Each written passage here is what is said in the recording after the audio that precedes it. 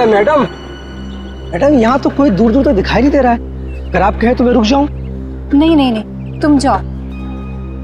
जी।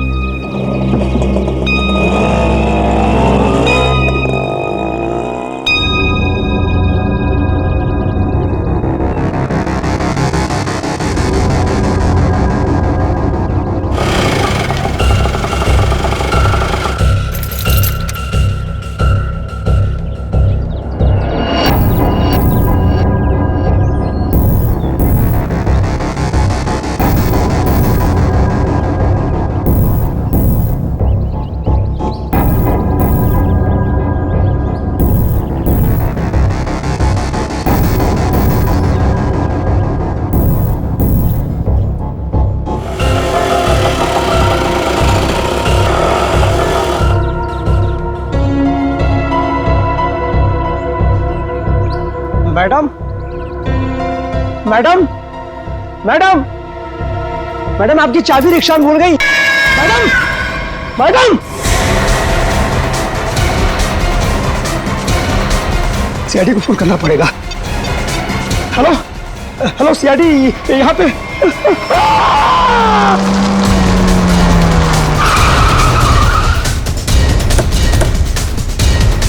Sir, phone का location इस building में दिखा रहा है। हमें शायद किसी ने इस बिल्डिंग से ही फोन किया था।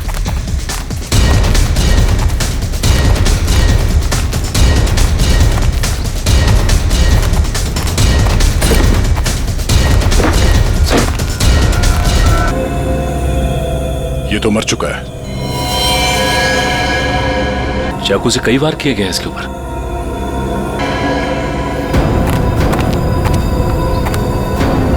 चारों तरफ खून फैला हुआ है। ऐसा लगता है कि इसने अपने आप को बचाने के लिए काफी कोशिश की पर मारा गया। सर, इस रिक्शा वाले के अलावा यहाँ पे और कोई भी नहीं है सर, सिर्फ यही है। सर, ये बिल्डिंग की हालत देखकर तो लगता है कि कंस्ट्रक्शन का काम काफी टाइम से रुका हुआ है। फिर ये रिक्शा ड्राइवर यहाँ क्यों आया होगा? हो सकता है श्रेया ये अपने दोस्तों के साथ यहाँ आया हो, उसके बाद आपस में इन लोगों की लड़ाई हो गई, दोस्तों में से किसी ने मार दिया इसे और निकल लिए। सर, हाँ? इस फोन में लास्ट डायल नंबर हमारा ही है। इसका मतलब इसी ने हमें कॉल किया था। सर, हाँ? तो लेडीज वॉच आज से गिरी नहीं है, टूटी है। Ladies watch? और यहाँ पे कोई औरत थी? ऐसा लगता है कि उस रिक्शा वाले ने यहाँ पे कुछ होते हुए देखा है और इसीलिए उसने मदद के लिए हमें फोन किया और उसके बाद किसी ने उस पर हमला किया और वो मारा गया। मगर ये लड़की जिसका ये वॉच है, ये कहाँ है?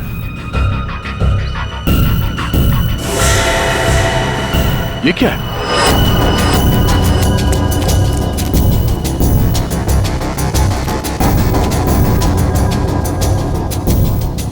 ये तो खून है। खून से निशान बनाया गया और ये ऊपर की तरफ इशारा कर रहा है।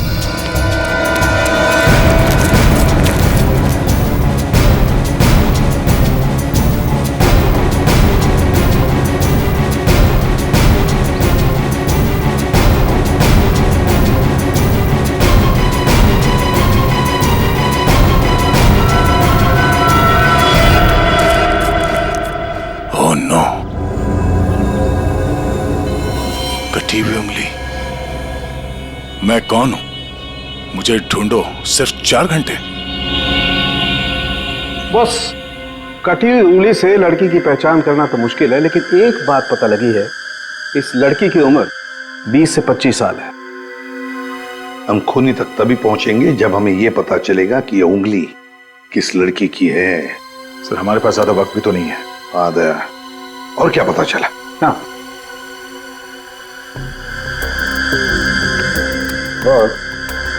मतलब उंगली कटते समय लड़की जिंदा थी। और सर, ये नाखून पे पीलापन कैसा? सर, इस टेबल पे लगे खून की रिपोर्ट आ गई है। देखें।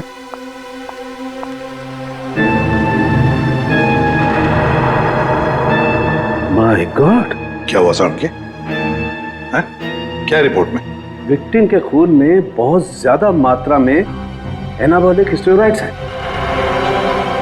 Anabolic steroids.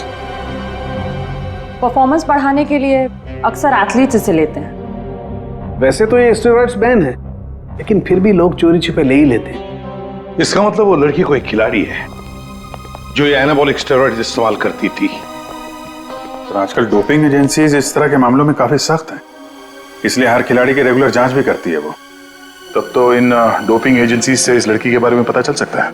हाँ दया, पर हमारे पास सिर्फ 2.5 घंटे हैं, सिर्फ 2.5 घंटे। सर, डोपिंग एजेंसी ने हमें जिन 3 लेने वाली लड़कियों के बारे में बताया था, उनमें से 2 लड़कियां तो एकदम सही सलामत है। हो सकता है ये तीसरी लड़की किरण वही हो जिसकी हमें उंगली मिली थी। सिर्फ 1.5 घंटे बचे हैं किरण को बचाने के लिए।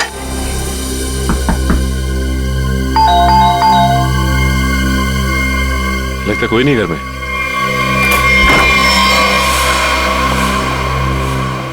पूरे घर की तलाशी लो, देखो कोई सुराग मिलता है क्या।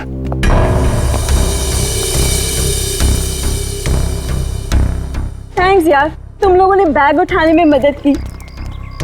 चलो वो छोड़ो, तुम बताओ गोवा कैसे रहा? बहुत बढ़िया।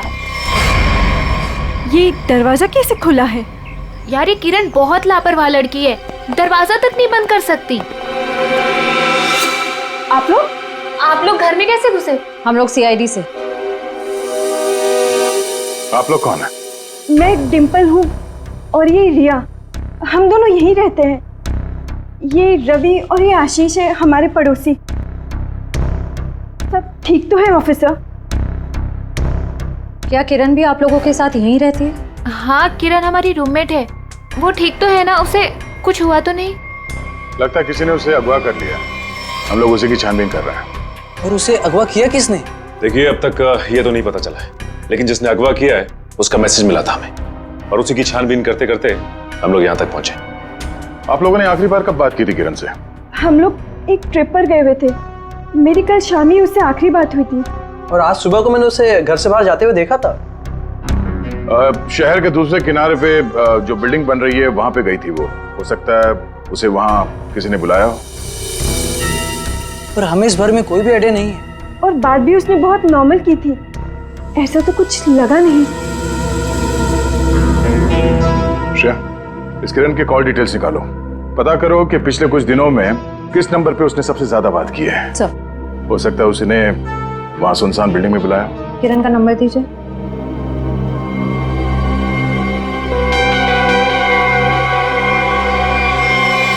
सर, आप लोग यहीं रुकिए। हाँ सचिन,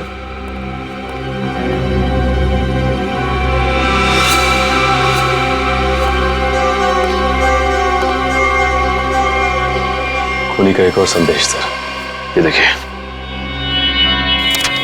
कोई कोड लगता है। अंधेरे में रास्ता, इसका मतलब है हमारे पहुंचने से पहले खूनी यहां पर आया था और उसे पता चल गया था कि हम लोग किरण के घर तक पहुंच जाएंगे। अंधेरे में रास्ता, इसका क्या मतलब हो सकता है सर? और ये किस तरफ इशारा कर रहा है? इसका मतलब यह है कि खूनी ये चाहता है कि हम पहले उसकी ये पहले सुलझाए, तब रास्ता मिलेगा। खेल खेल रहा है हमारे साथ, अंधेरे में रास्ता। एक मिनट, ये दरवाजे और खिड़की बंद करो, पर्दा खींच लो।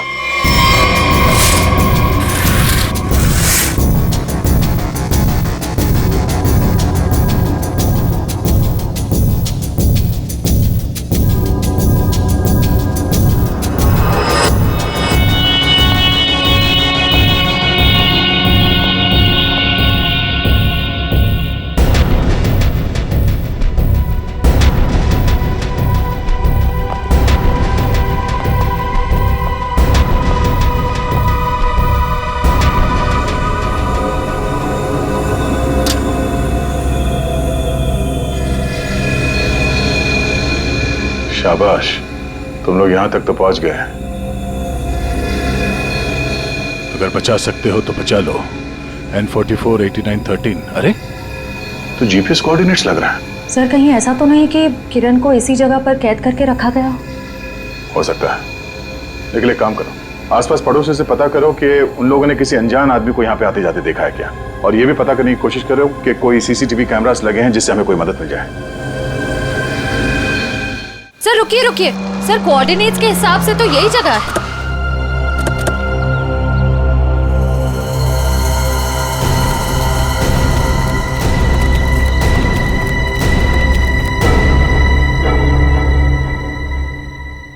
सर यहाँ अंदर तो कोई भी नहीं है।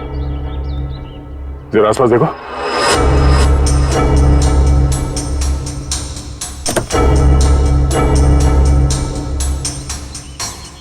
सर, हाँ, ये देखिए सर, ड्राइव। ड्राइव। अभी हमारे साथ खेल खेल रहा है अभी भी। कैमरा भी लगा हुआ, नजर रखे हैं हम पे। चलो बैठो गाड़ी में। एक मिनट सचिन, गाड़ी चेक करनी पड़ेगी, बम भी हो सकता है। कोई बॉम्ब नहीं है गाड़ी में। मेरा सुझाव है थोड़ा जल्दी करो तो शायद किरण बच जाएगी।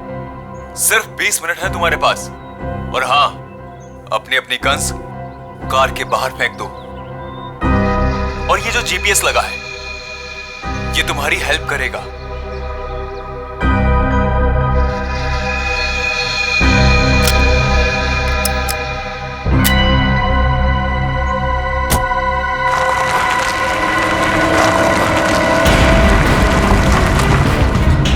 अपनी सीट पर 300 मीटर आगे जाइए।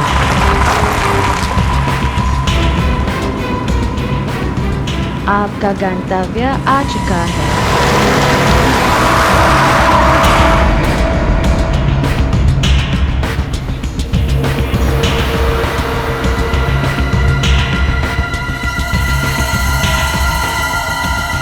किरण यहाँ हो सकती है। चलो।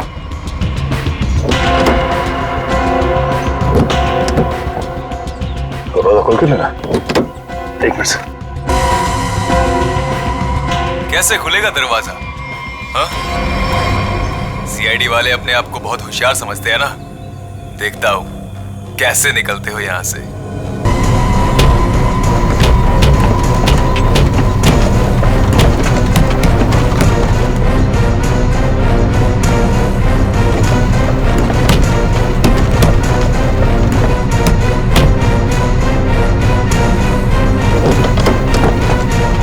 एक मिनट, निकालो इसे।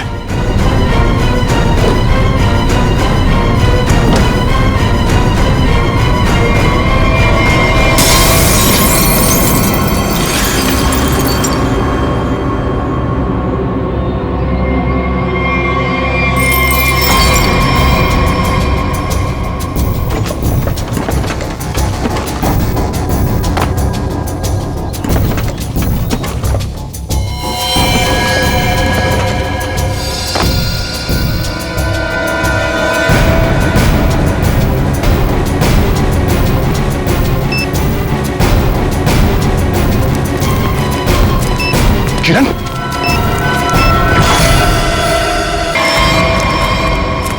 किरण, किरण! Oh no. ये देखो, तेज एयर वाली कैप्सूल से मारा गया इसे। और ये मैकेनिज्म, जरूरी मैकेनिज्म किसी ने रिमोट से कंट्रोल किया होगा। सर, हम कुछ ही सेकंड से चूक गए और खूनी ने अपना काम कर दिया। देर कर दी हमने, इसे बचा ना सके। सर,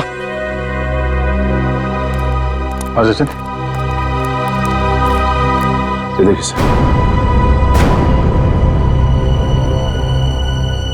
मिला कौन?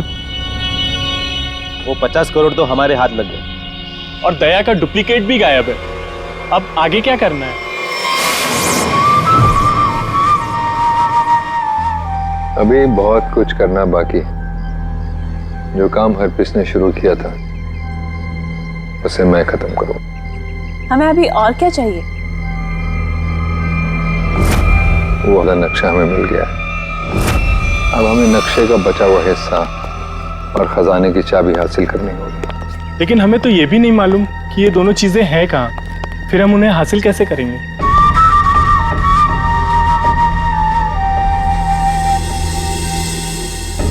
उल्लू की आंखें हैं मेरी, जिस अंधेरे में लोगों को दिखाई नहीं देता, मैं अपने काम की चीज वहां पर देख सकता हूं। स्विट्जरलैंड जाने से पहले हर पीस ये दोनों चीजें अपने खास आदमी को देकर गया था। लेकिन बॉस, जब से लोगों को पता चला है कि आप वापस आ गए हो, हरप्रीत के सभी आदमी अंडरग्राउंड हो गए हैं। अब कहाँ ढूंढेंगे उन्हें? मेरे एक आदमी ने राना का पता लगा लिया। वो हरप्रीत का बहुत ही खास आदमी है। तब तो उसके पास ही होनी चाहिए ये दोनों चीजें। हाँ, और एक बार वो सब मेरे हाथ लग गया, फिर देखना, मैं लोगों के लिए नर्क का रास्ता खोल दूंगा। लोग हरप्रीत को भूल जाएंगे। डर का सिर्फ एक नाम होगा, कटोरी टमटा।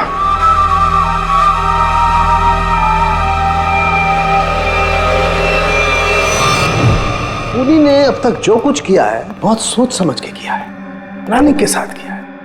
कोई न कोई क्लू हर बार दिया है उसने, तो इस बार भी जरूर क्लू दिया होगा। जरूर कुछ न कुछ तो दिया होगा जिससे पता लग सके कि उसका अगला विक्टिम कौन है। सर, उसने अब तक तो सिर्फ ये कटी हुई उंगली और ये टेबल दिया है। कटी हुई उंगली और ये टेबल। टेबल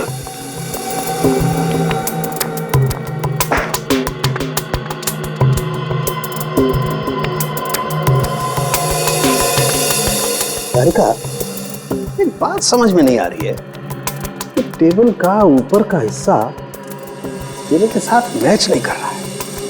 ये टेबल इतनी पुरानी भी नहीं है, फिर ये ऊपर से प्लाई चिपकाई क्यों इसने? हाँ सर, सही में।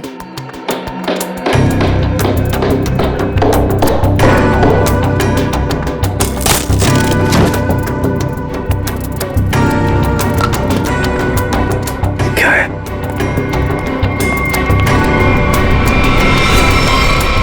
God.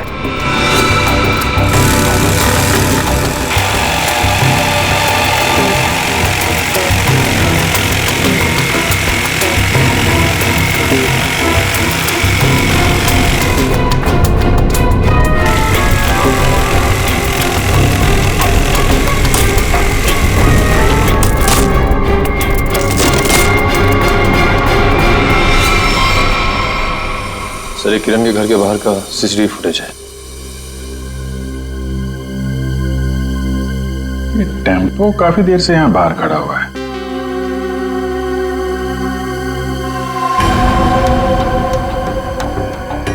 चेहरा ढका हुआ है, यही खूनी है। लेकिन ये खूनी टेम्पो लेकर क्यों घूम रहा है?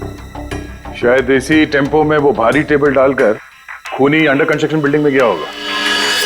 वहां किरण की उंगली काटने के बाद इसी टेम्पो से उसे क्वारी लेके गया होगा, और फिर हमें क्लू देने के लिए यहाँ किरण के घर आया।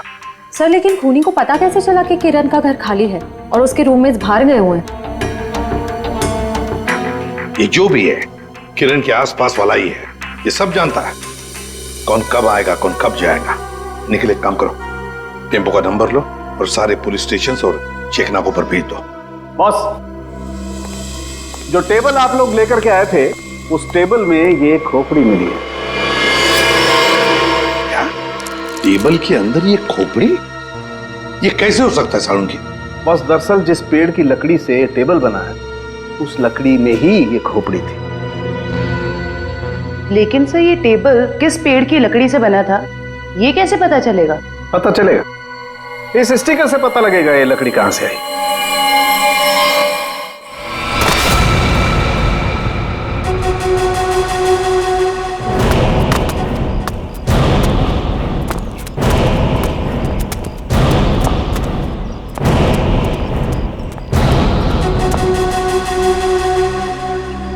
याद रहे, राना मुझे जिंदा चाहिए। मरा हुआ राना मेरे किसी काम का नहीं। कोई उस पर गोली नहीं चलाएगा। रास्ते में कोई आए, उड़ा दो उसे। Come on.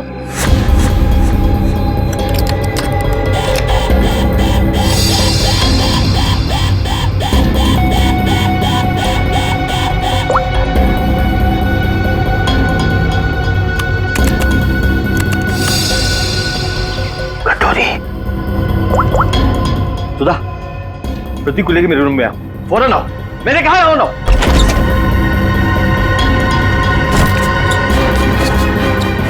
क्या हुआ? सुधा, अच्छा वो तुम आ गई। प्रतीक, दरवाजा बंद करो।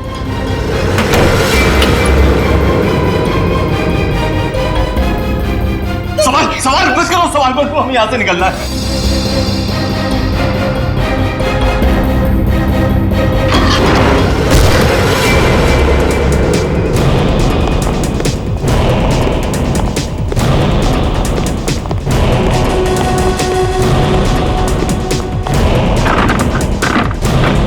बॉस, दरवाजा अंदर से बंद है।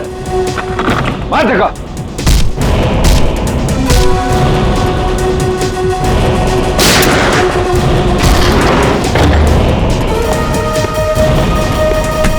चल चल चल। ये साला पानी तो आया नहीं जहाज में। ये चूहा कहाँ भाग रहा है? देखो कटोरी, तुम्हारी मेरी क्या दुश्मनी कटोरी, मुझे जाने दो। ऐसे कैसे जाने दूं? कहाँ है मेरी चाबी? आधा नक्शा। कौन सी चाबी है? कौन सा नक्शा? मैं कुछ नहीं जानता, मुझे कुछ नहीं याद आ रहा। अरे मुझे कुछ याद नहीं आ रहा, मैं यहाँ कैसे आ गया हूँ? कोई बात नहीं, मेरे पास ना एक ऐसी दवाई है, एक ऐसा इंजेक्शन है कि इंसान को अपना अगला पिछला सब याद आने लगता है, और वो भी कुछ ही सेकंड में, समझो? बॉस, ये दोनों भागने की कोशिश कर रहे थे। सुधा! अरे कैसे जाएगा सुधा के पास? हाँ, आ गई तेरी दवाई, तेरी फैमिली, याद आया? सुधा, प्रतीक! नहीं नहीं नहीं, नो सुधा। कटोरी मैं तेरे पैर पकड़ लूं कटोरी, मेरी बीवी बच्चे को जाने दे। उन्होंने क्या किया है? मासूम है ये, जो कुछ तुझे करना है ना मेरे साथ में कर। अच्छा, तो बस फिर ये देखना क्या कि क्या ज्यादा जरूरी है, तेरी फैमिली या हरपीस की वफादारी? बताएगा? ये टेबल तुमने बनाई थी ना? सब वो झूठ मत बोलना, समझे? ये टेबल बनाने के लिए जहां से प्लाई मंगवाया ना तुमने, उस आदमी ने सब कुछ बताया, मैं समझे? साहब, मैं गरीब आदमी हूं, कारपेंटर हूं, ऐसे सैकड़ों टेबल बनाए मैंने। मुझे याद नहीं कि ये टेबल मैंने बनाया या नहीं बनाया। तो क्या हजारों टेबलों में इंसान की मुंडी चिपका दी, या फिर उन्हें मारकर उसमें छुपा दिया है? नहीं साहब, मैंने किसी को नहीं मारा। और आप कौन सी खोपड़ी की बात कर रहे हैं? मुझे तो कुछ समझ में नहीं आ रहा है। तेरी समझ का ढक्कन मैं खोलूं क्या? हाँ? अरे बहन जी, आप मुझे डरा क्यों रही हैं? मैं सच कह रहा हूँ, मुझे कुछ समझ में नहीं आ रहा है। चलो, इसे कुछ याद नहीं आ रहा है, ये आदमी हमारे कुछ काम का नहीं है। तुम दोनों बाहर जाओ, चलो जाओ, ले जाओ इसे बाजू।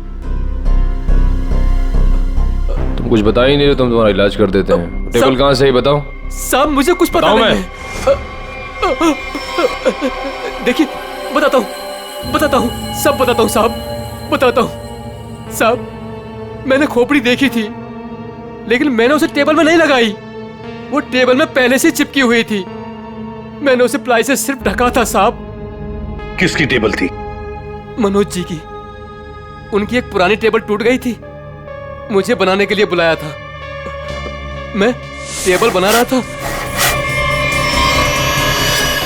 तो मैंने देखा उसमें सब आपकी टेबल में इंसान की खोपड़ी है साहब।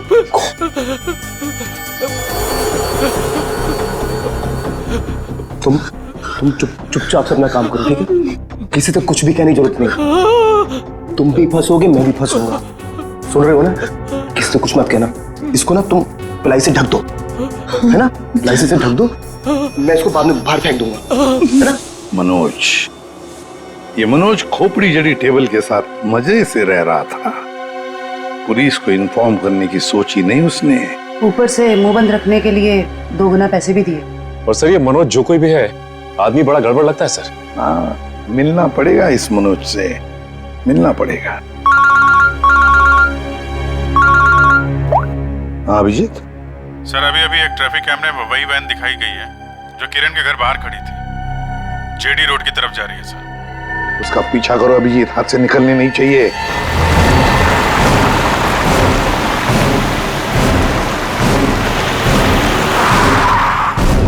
वैन तो यहीं खड़ी है और इससे अच्छी जगह क्या हो सकती है छुपने की। संभाल के, पुनी है उधर से।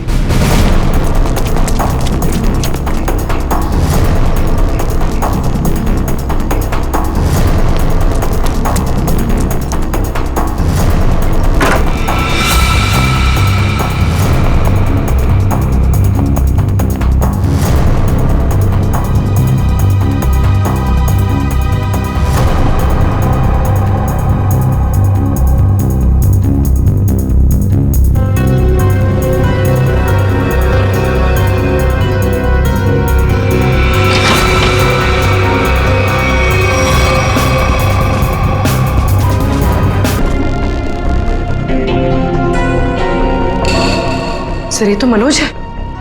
ये मनोज है? सर, जिसे हम लोग खूनी समझ रहे थे उसे किसी ने मारने की कोशिश की। इसका मतलब खूनी कोई और है।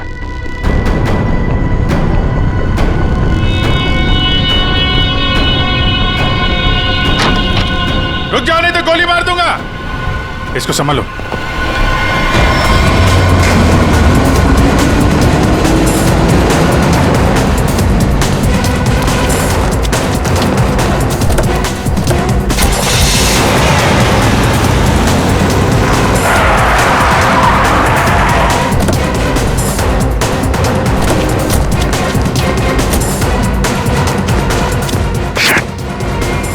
टायर पंचर करके भाग गया। क्या करें सर? मनोज के घर से कुछ ना कुछ तो पता चलेगा ही।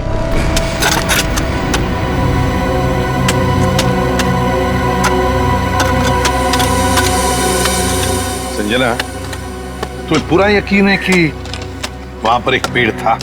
हाँ सर, एक पेड़ था लेकिन उसे काट दिया गया। क्यों काट दिया? क्योंकि वो पेड़ रोड पे झुक रहा था सर। अच्छा अच्छा अच्छा, चलो ठीक है। तो फिर उस पेड़ की लकड़ियों का क्या किया है? सर उन लकड़ियों से घर का फर्नीचर बनवाया। लेकिन आप लोग ये सब क्यों पूछ रहे हैं सर? वो इसलिए संजना कि जो टेबल मनोज ने बाहर फेंकी थी उसकी लकड़ी में हमें एक इंसान के खोपड़ी का हिस्सा मिला। खोपड़ी? ऐसे कैसे हो सकता है? वही पता लगाने की हम कोशिश कर रहे हैं। हो सकता है कि किसी इंसान को वहां पर गाड़ा गया था, फिर वहां सालों तक पड़े पड़े उसके खोपड़ी का ये हिस्सा उस पेड़ के जड़ों में समा गया और जब ये पेड़ काटा गया और उससे फर्नीचर बनाया गया, उससे वो टेबल बनाया गया, तो उस टेबल के लकड़ी में उस खोपड़ी का हिस्सा जड़ा हुआ मिला। अच्छा संजय, मैं ये बताओ कि उन लकड़ियों से और कौन कौन से फर्नीचर बनाए गए? वो तो मुझे नहीं पता सर, मनोज को पता है, आप उनसे पूछ लीजिए। संजना, बात यह है कि मनोज को किसी ने गोली मार दी है। वो इस वक्त हॉस्पिटल में है। नहीं, ऐसा नहीं हो सकता, ऐसा नहीं हो सकता। वो तो ऑफिस के लिए निकले थे। ऐसा नहीं हो सकता। मुझे उनके पास जाना है, मुझे ले चलिए, मुझे उनके पास जाना है। संजना रिलैक्स, मुझे ले चलिए, संजना उनके पास जाना है। संभालो अपने आप को।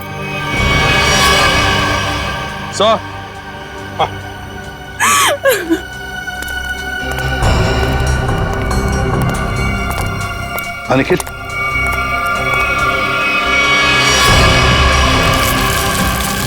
सर कंकाल। सर आपका शक बिल्कुल सही निकला सर।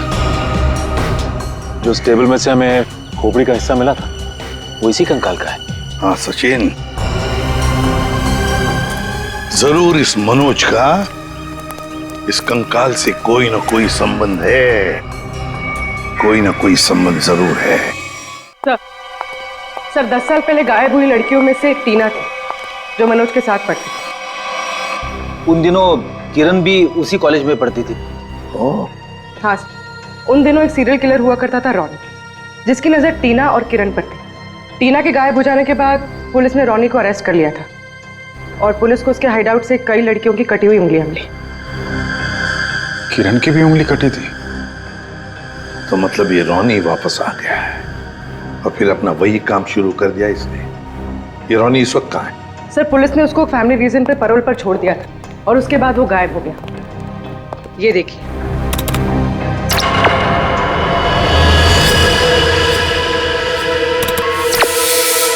सर इस चेहरे को कहीं देखा है, कुछ जाना पहचाना सा लग रहा है।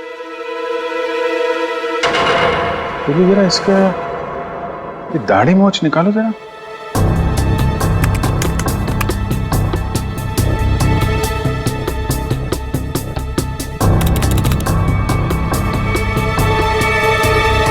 ये तो रवि है, किरण का पड़ोसी। सर इसे किरण के घर पे ही मिले थे हम लोग। ये रवि और आशीष। अभिजीत, ये रवि ही रोनी है, तो किसी भी हाल में किरण के आसपास ही रह रहा था, पड़ोसी बनकर। और जैसे ही मौका मिला, किरण को खत्म कर दिया इसने।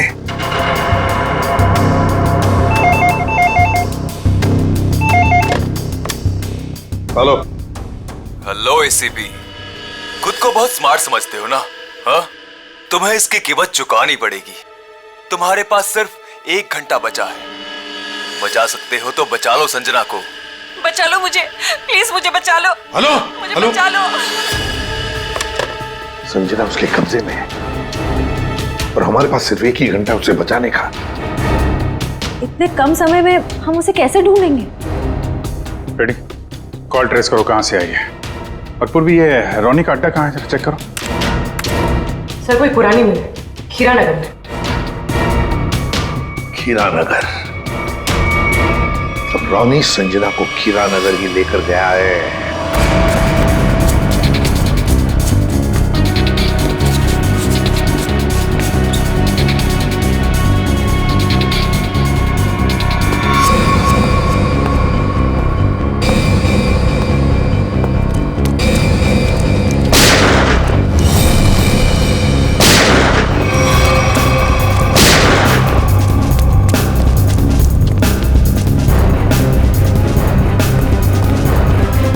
सर मर चुका है।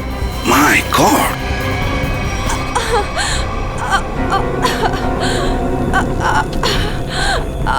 संजना,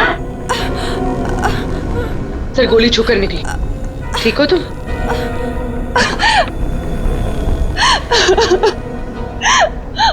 अच्छा हुआ आप लोग आ गए, नहीं तो ये मुझे मार डालता। क्या हुआ यहाँ पर, बताओ। मैं हॉस्पिटल में मनोज की देखभाल कर रही थी। घर से कुछ सामान लेने के लिए जैसे मैं निकली, किसी ने मुझ पे हमला कर दिया और मैं बेहोश हो गई।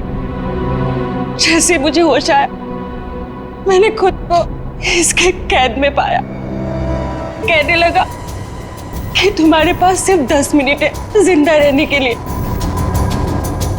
अच्छा, तो फिर तुम इसकी कैद से आजाद कैसे हुई?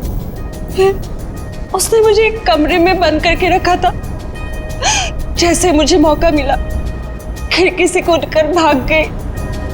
फिर मैं इस गोडाउन में आकर छिप गई, लेकिन मुझे ढूंढते हुए ये यहाँ भी आ गया। मैं बहुत डर गई थी सर, मेरे मुंह से चीख निकल गई और इसने मुझे देखी। संजना, रो मत।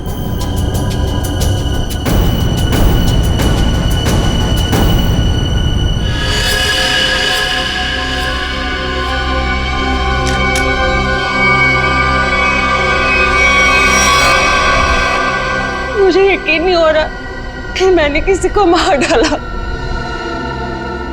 संजना, जब तुमने इस पे गोली चलाई तो तुम कहाँ पे थी?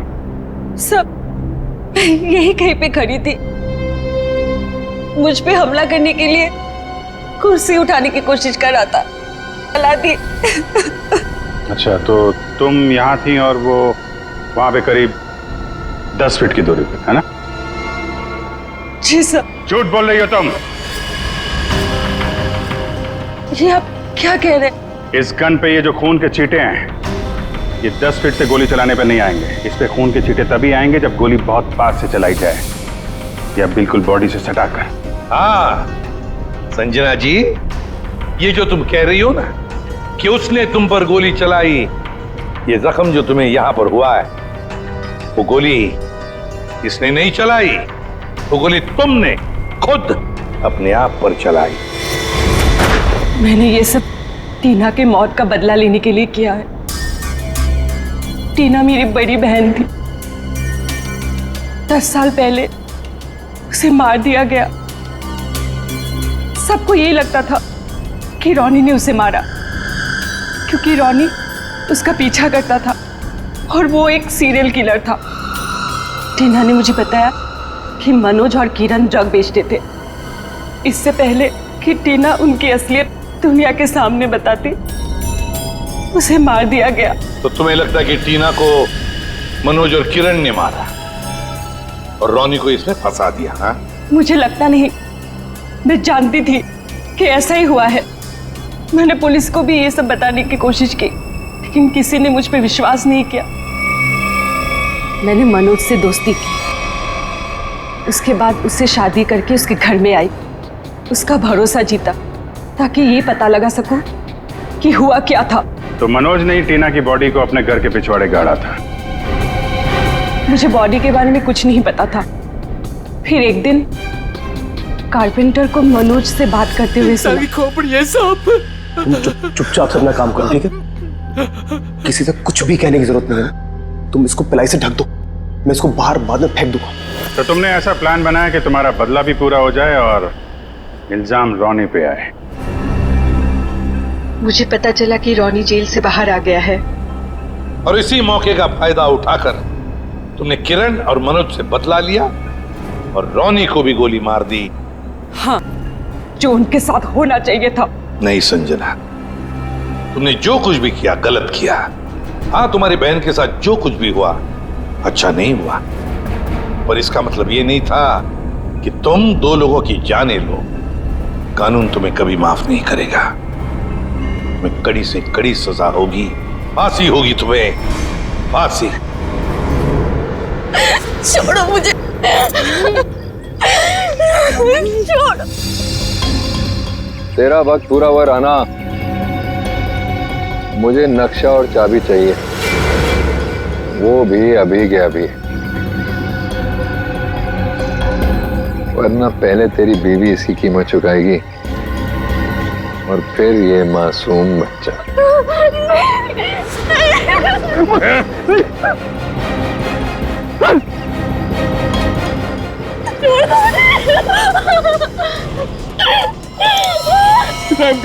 रहम करो मेरे बच्चों, मेरी बीवी पे।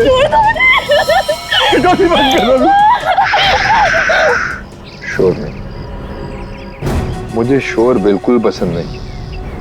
अगर उंगली कटने से तकलीफ हो रही है तो सीधा गर्दन काट दे। नहीं करूंगा, जो भी तुम्हें चाहिए मैं दे दूंगा, सारी इंफॉर्मेशन दे दूंगा। सही वक्त पर सही फैसला। तो बताओ फिर, बता बता बता बता।